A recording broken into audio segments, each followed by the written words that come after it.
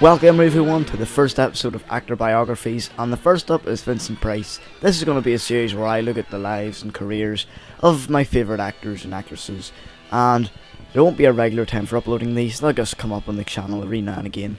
So without further ado everyone, let's look at the career of the master of menace, Vincent Price.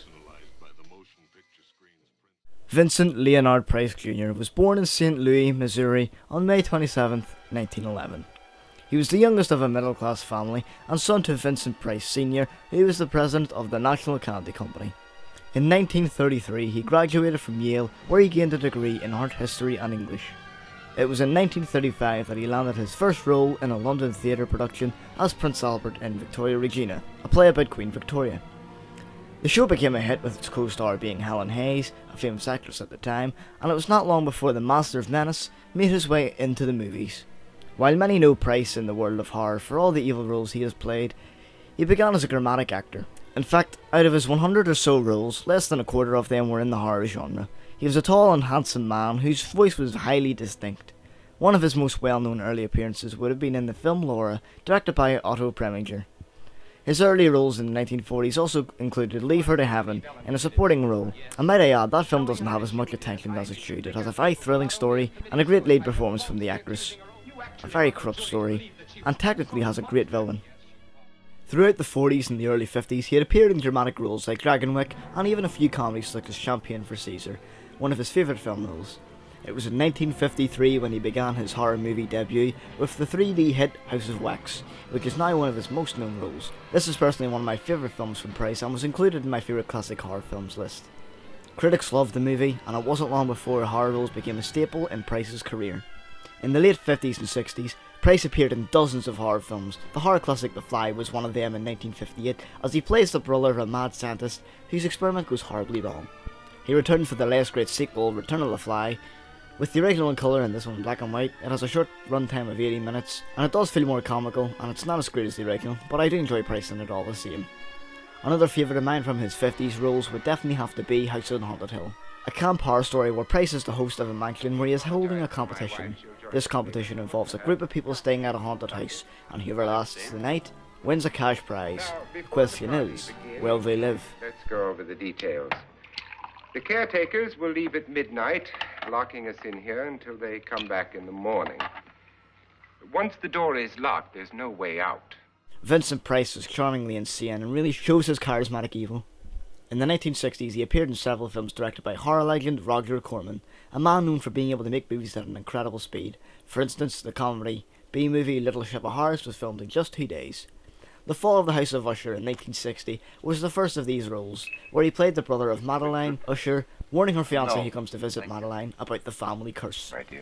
To follow throughout the 60s with Corman was The Pit and the Pendulum, which has a terrifically tense ending. I thought she was dead, I swear to you. True. True. True. Probably not a spoiler, but you can guess what it involves by looking at the poster. In 1962, he appeared in Tales of Terror, which involves 3 separate stories and also features Peter Lorre, or Peter Lorre, however it's pronounced. His next role would be one of his better known, and it was in The Raven. Featuring Boris Karloff and Peter Lorre, we are seeing Price alongside 2 classic actors, one being the monster of Frankenstein, and the other appearing in films from M to Casablanca. My favourite of the Price films during the Corman period would have to be The Masque of the Red Death. He plays Prince Prospero, a devil worshipper who in fear of the Red Death plague invites people to his castle. It is long before his worshipping to the Prince of Darkness leads to stranger happenings and consequences. This is another Edgar Allan Poe adaptation, and it's definitely one of the best. He plays the role charmingly evil and very convincingly. No. No, that room is not open to you. Price appeared in a total of 8 Poe adaptations. The rest included The Premature Burial, The Haunted Palace, and The Tomb of Ligeia, or Ligeia, however that's pronounced. By this point, he had become an extremely well-known actor, and it is the charisma he puts into his horror roles that makes him so. Mostly verging on campy theatrics, he managed to put black comedy into his performance in a way that is very unique to his own persona. Aside from acting, Price had a deep interest in art collecting and cooking. He had even published books in these two areas during the 60s. In the early 70s, Price had made some of his most memorable roles, including the Abominable Dr. Phibes and my all-time favourite Price performance, Theatre of Blood.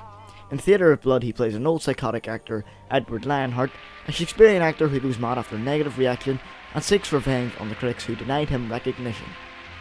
The deaths are recreations of ones found in Shakespearean plays, and Price is simply at his most theatrical. Of course you do, monsieur. And so do we. That is part of your surprise. Throughout the 70s and 80s, Price continued to make a variety of appearances in movies and TV shows, ranging from the Brady Bunch to a character in the Scooby-Doo series. He even made an appearance on The Muppet Show in 1977. Price, now in his old age, began doing lots of voiceover work with his distinct voice. His voice went on to narrate the acclaimed and industry-changing music video Thriller from Michael Jackson. His maniacal laugh and eerie tone fitted to the music video all too well.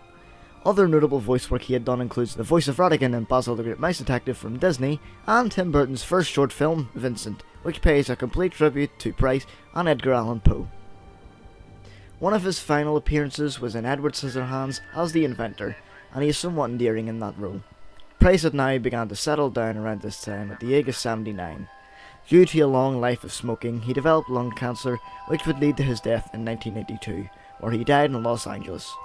He had a great life and film career, and is easily one of the most influential and distinguished actors who ever lived, and a true horror icon.